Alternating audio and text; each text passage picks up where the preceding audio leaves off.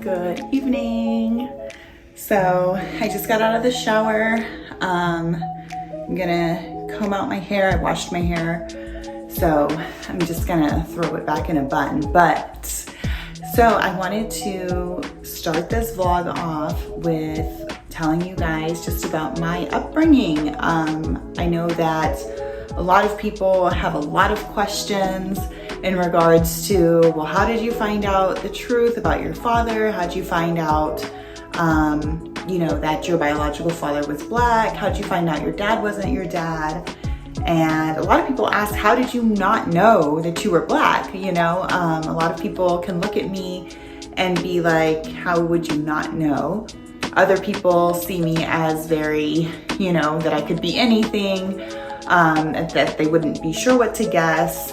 And my entire life, I had always been asked, like, what are you? What's your background? What's your ethnicity? What's your race? People have different ideas. What's your nationality? And it's like, well, nationality would mean that I'm American because I was born in America. So, learning the differences between what's nationality, ethnicity, race, and so on and so forth. But anyhow, so yeah, I just wanted to kind of get into a little bit of that with you. So let's chit chat. So let's get the party started. Interestingly enough, I'm doing my hair, which is pretty much the biggest indicator for me as a child and growing up. So when I say that, I don't mean that other see, now I'm using nationality when it doesn't need to be used. I am very well aware that other ethnicities and races have curly hair, and it's not just in the Black community. I was the only person in my family with my hair.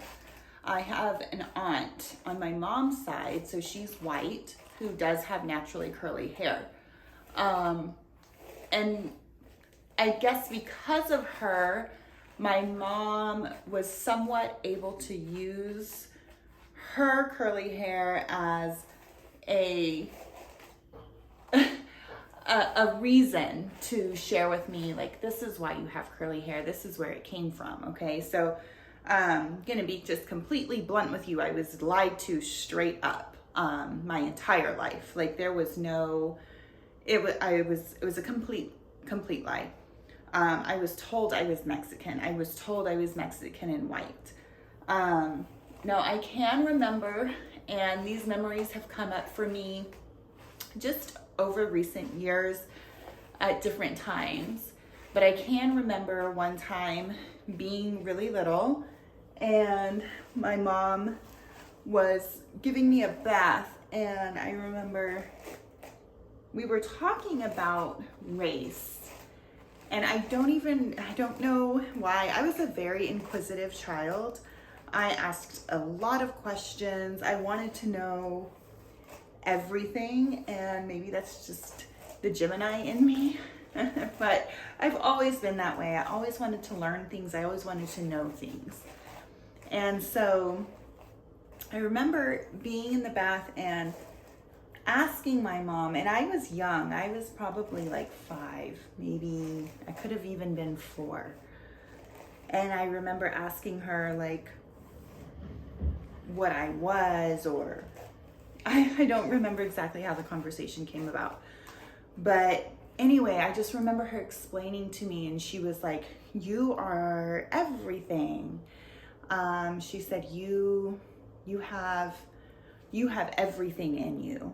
She was like, so you have white, and you have brown, Hispanic and Mexican, and you have Black, and like I remember her throwing that in there. And so, let's just be real here. I it's a lot for me to accept, in the sense of, like, I know my mom meant well. And I know a lot of people are going to see that as, no, she straight up lied to you. And she did. And so did my dad, who raised me. And I think they didn't know what to do. It was also the 80s. I was born in the 80s. I think that they didn't know what was to come. I don't think they realized that 23andMe and Ancestry would be in their future. And I'm assuming that they just decided they were going to keep it a secret for forever. But anyhow, I think that in her own way, my mom wanted me to know the truth, but she didn't want to. I don't know if she just didn't want to admit her shortcoming.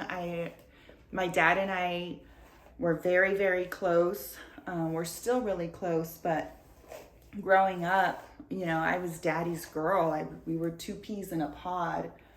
And I think she was also afraid of taking that away from me, or me finding out, or her telling me he's not your real dad.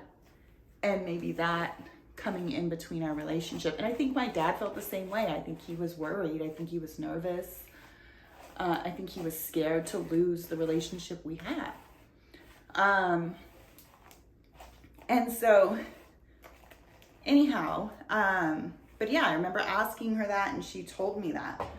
And at different times, you know, she would say that I was a melting pot. And like, we would have these discussions every now and then. And I was always very interested. Like I said, I was very inquisitive, but I was always very interested to know who I was. And I think, honestly, on the inside, or there was just a deep knowing that I wasn't who I was being told. And I think all my life I knew that, but I didn't know how to process that. I didn't know how to express it in words, and not even consciously. I think it was more of a subconscious thing that I knew.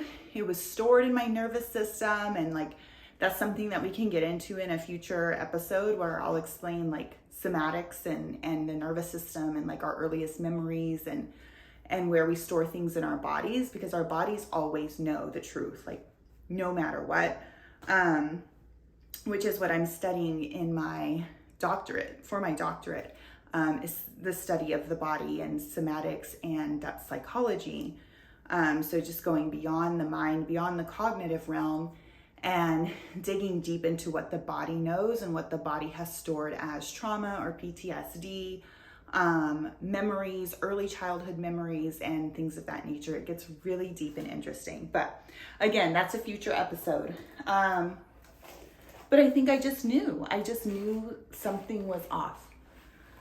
I remember being really young, again, maybe, I don't know, could have been 3 or 4, maybe 5, but I remember being in the ball pit at McDonald's, and my mom would take me to McDonald's, and she would sit, at that time, like there was a covered play place, and she would sit in the seats in the play place, and she would grade papers. She was a teacher, and so she would grade papers and I would play. And so I remember getting in the ball pit and I'm just playing, and I was pretty much by myself, and then another little boy came in the ball pit and was playing with me. Like he was a black boy, and he was about the same age as me. And I remember us just playing together, and then I had run over to my mom for something, and then like went back to the ball pit or whatever. And so he was like, hey, why are you black and your mom's white? And I was like, what? And I remember being so confused, because I was like, I was never told I was black. And I was told I was brown. So that's like, and I knew what race was, like I said, but I was never told I was black. And this was the first time that somebody else looked at me, a child looked at me, a black child looked at me and recognized me in him and him in me. And I had never had that confrontation before at all of 5 years of age, or 4 years, or however old we were. And I remember being like, huh? And then, so like, and I also, it was also one of the first times I think that I realized my mom was white. And I remember being like, wait, like, it was like I had seen, you know, who my mom was and who I was for the first time, you know. And as kids, we don't necessarily process those types of things immediately. And I'm not going to sit here and say, oh, I just didn't see color, because I hate when people say that. As adults, I don't see color. Yes, you do. We all see color. You have to see color. If you don't see color, you don't see me. Like, you have to see it. But anyway, future episode. So I remember running out of the ball pit, and I was like, be right back. And so I ran over to my mom where she was grading papers, and I was like, Mom, that little boy asked me why I'm black and why you're white. And I was like, am I black? And she was like, you are, like, I think she just was like, you're a mixture of everything. And you know, she was like, you've got, you know, everything in you. And she was like, but that's good. I'm glad that he recognized that. And she, you know, at that point, she was like, you should be proud. Black people are beautiful. And I think that's all she knew what to say. Not in the sense, listen, pause. My mom is not a typical white woman. So yes, she has her white woman flaws, which is something we can get into in another video. But she's not typical in the sense of like a white woman raising a black child that can be harmful, if that makes sense. My mom is extremely cultured. She is incredibly intelligent, racially intelligent, and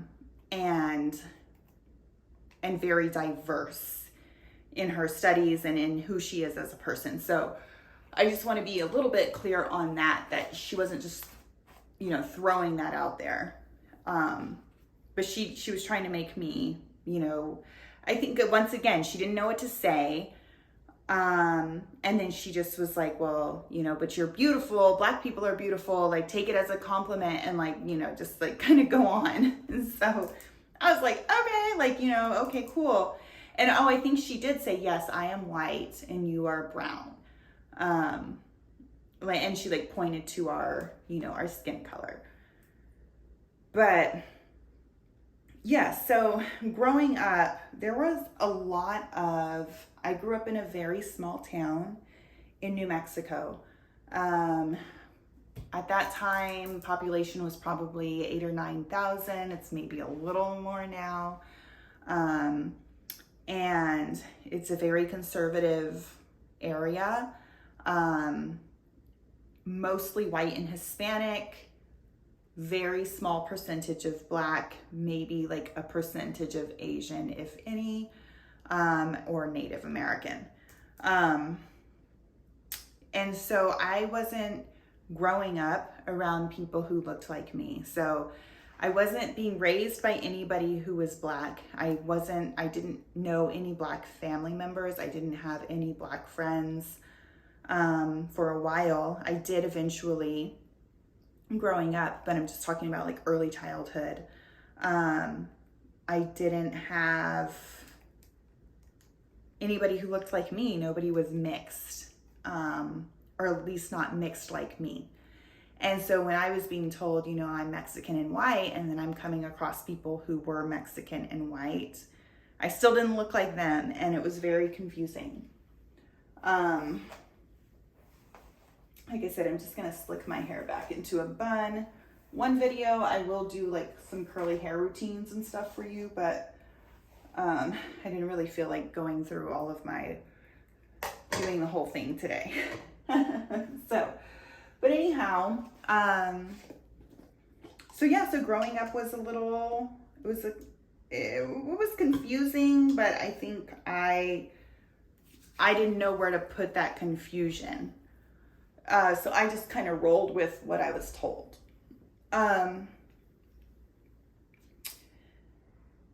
So at some point, as I got a little bit older, I would see, you know, women in magazines, commercials. That's whenever, obviously, it was very very well before social media or anything of that sort. So we looked at magazines and commercials and movies and that sort of thing. And I remember just like looking at the Latina women who were celebrities or models and not seeing myself in them, but seeing myself in the Black models. And I would see, you know, models who were biracial, who were light-skinned, Black girls with curly hair, or, you know, multiracial maybe, or mixed in some form or fashion. But anyhow, they looked more like me. And I couldn't understand that. And it was weird for me in a sense that I almost felt like out of my element, because I was like, what I'm supposed to look like her, like Jennifer Lopez, or, you know, Eva Longoria. I'm trying to think of which Latinas were prominent at that time, but I was like, I'm supposed to look like them. And it was almost shameful for me. It was like almost embarrassing. And it wasn't shameful in the fact that I looked Black. It was shameful that I didn't look like I was told I was. And so I would just feel like embarrassed of that. And I would feel uncomfortable with myself because I just felt like I didn't know who I was. And I loved the Spice Girls. The Spice Girls were like my jam. And I remember being with some friends in the summer, and we were like, oh, let's like pretend we're the Spice Girls, dress up, blah, blah, blah. And I remember them saying, you're going to be Scary Spice because obviously that's who you look like, which was Mel B. And if you don't know the Spice Girls, like, first of all, shame on you. Second, look up Mel B if you don't know who Mel B is. But I remember like this feeling of like being othered in that moment, because it was immediately like, instead of like them being like, oh, we're going to be so-and-so and we're going to be so-and-so. And these were white girls, maybe some Hispanic girls. And it was just immediate, like, you're Scary Spice. And I remember feeling like, wow, like, you know, it was just another reminder of this is how you look. And feeling just like, okay. And again, it was just a deep sense of so much confusion. I have a lot more memories like that to share. I feel like this video is getting really long and I still haven't even finished my bun.